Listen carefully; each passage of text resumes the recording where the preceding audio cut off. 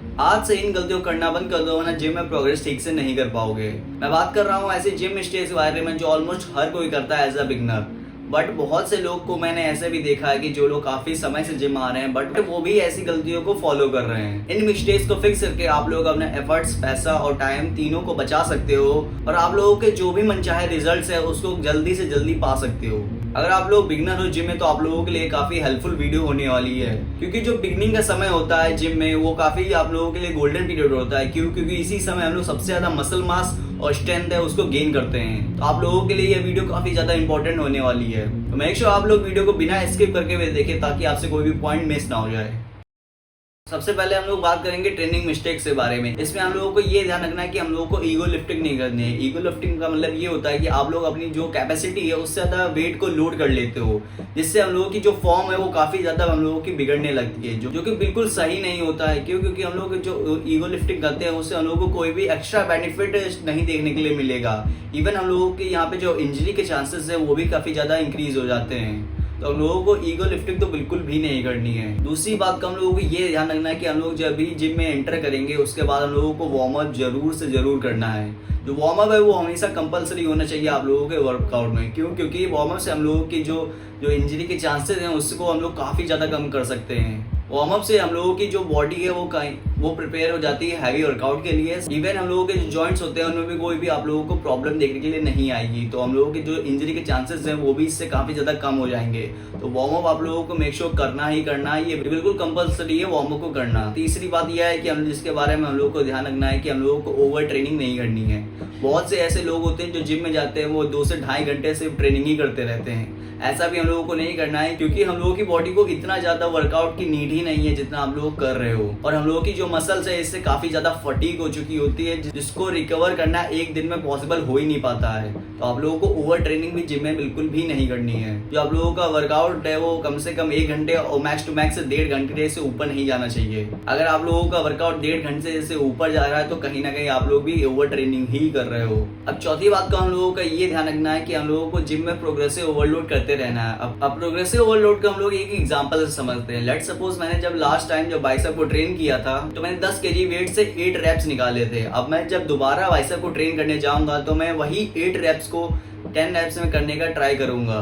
Progressive load आप लोग काफी तरीके से कर सकते हो। आप लोग अपने जो रेप्स हैं उनको भी इंक्रीज करके प्रोग्रेसिव ओवरलोड कर सकते हो, साथ ही साथ वेट को भी इंक्रीज कर सकते हो, साथ ही साथ जो आप लोगों की फॉर्म है उसको भी आप लोग प्रॉपर करके आप लोग अपना प्रोग्रेसिव ओवरलोड है उसको इंक्रीज कर सकते हो। तो आप लोगों को प्रोग्रेसिव ओवरलोड समय के साथ आप लोगों को करते रहना है, जिससे आप लोगों के जो रिजल्ट्स हैं वो आप लोगों को अच्छे और जल्दी देखने के लिए मिलेंगे। और साथ ही साथ आप लोगों को इस बात का ध्यान रखना है कि आप लोगों को जिम में हैवी वेट पुल करने की बजाय आप लोगों को अपनी फॉर्म पे ध्यान देना है। फॉर्म जो है उसको आप लोगों को एकदम प्रॉपर रखनी है, देन ही आप लोगों को काफी अच्छे रिजल्ट देखने के लिए मिलेंगे। और आप लोग अगर ईगो लिफ्टिंग करोगे उससे आप लोगों को कोई भी फायदा नहीं होने वाला है। जस्ट आप लोगों की जो इंजरी के चांसेस है वही आप लोग अपने इंक्रीज कर रहे हो।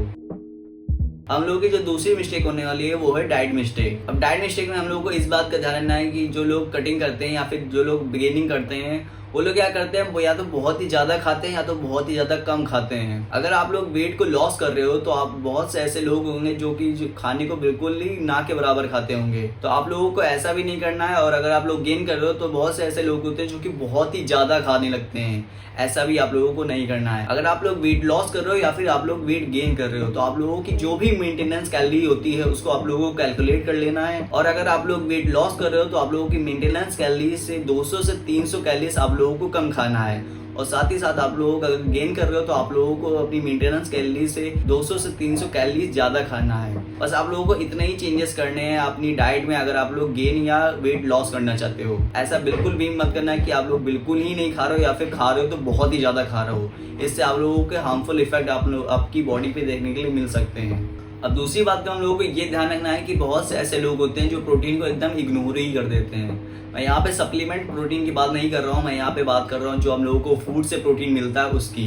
अगर आप लोग अच्छा वर्कआउट करते हो तो आप लोगों की जो मसल्स होती है वो काफी ज्यादा यहाँ पे फटीग हो चुकी होती है, उनको रिपेयर करने के लिए हम लोगों को प्रोटीन की जरूरत होती है। अगर आप लोगों के प्रोटीन को स्किप कर दोगे तो आप लोगों के जो मनचाहे रिजल्ट्स हैं वो यहाँ पे आप लोगों को देखने नहीं मिलेंगे। आप लोगों को हमेशा एक हेल्दी प्रोटीन वाली जो डाइट है उसको आप लोगों को फॉलो करना चाहिए। प्रोटीन को हम लोग सप्लीमेंट और फूड से दोनों सही ले सकते हैं। अगर आप लोग सप्लीमेंट को अफोर्ड कर सकते हैं तो आप लोगों के लिए काफ़ी अच्छी बात है, क्योंकि आप लोग वहाँ से अपना जो प्रोटीन इंटेक है उसको काफ़ी ईजिली कंप्लीट कर सकते हो। अगर आप लोग प्रोटीन सप्लीमेंट को अफोर्ड नहीं कर सकते तो आप लोग एक काम कर सकते हो, आप लोग जो अपनी डाइट है उससे ही आप लोगों को प्रोटीन इंटेक को कंप्लीट करना होगा। अब तीसरी बात का हम लोगों को ये ध्यान रखना है कि बहुत से ऐसे लोग होते हैं जो कि चीट मील्स बहुत करते हैं। अब चीट मील बेसिकली ये होती है कि आप लोग जो बाहर का खाना है वो आप लोग बहुत ही कंज्यूम करते हो। अगर आप लोग सीरियस हो अपनी फिटनेस को लेके, हेल्थ को लेके, तो आप लोगों को जो चीट मील्स हैं उनको बहुत ही कम करना होगा। आप लोगों को बाहर का जो खाना है वो बिल्कुल ही आप लोगों को निगलेक्ट करना होगा। अगर आप लोग नहीं कर सकते हो तो आप लोग उसको काफी कम कर सकते हो, तभी आप लोगों को काफी अच्छे रिजल्ट्स देखने के लिए मिलेंगे। और आप लोगों को बाहर के खाने को बंद करके आप लोगों को एक अच्छी सी डाइट को फॉलो करना चाहिए। अब तीसरी जिम मिस्टेक है जो कि है माइंडसेट मिस्टेक। अब बहुत से ऐसे लोग होते हैं जो प्रॉपर 1 महीना जिम भी नहीं जाते हैं और ये सोचते हैं कि हम लोग उनके जो रिजल्ट्स हैं वो दिख नहीं रहे उनकी बॉडी में। अब मैं उन लोगों को ये बता दूं कि जो जिम है वो काफी एक लॉन्ग टाइम टेकिंग प्रोसेस है, जिसमें आप लोगों की डिसेंट फिजिक को मेंटेन करने के लिए आप लोगों को काफी टाइम और एफर्ट्स लगाने होंगे। तो आप लोग ये मत एक्सपेक्ट करना कि आप लोग 1 मंथ जिम जाओगे आप लोगों को काफी अच्छे रिजल्ट देखने के लिए मिल जाएंगे बॉडी में आपके। ऐसा बिल्कुल भी नहीं होता है। और दूसरी मिस्टेक हम लोग की ये होती है कि हम लोग जो है खुद को एक इन्फ्लुएंसर या फिर किसी भी पर्सन से खुद को कंपेयर करने लगते हैं। अब जिससे आप लोग कंपेयर कर रहे हो, चाहे वो इन्फ्लुएंसर हो या फिर कोई पर्सन हो, अब ऐसा ये भी हो सकता है कि वो काफी समय से ट्रेन कर रहा होगा।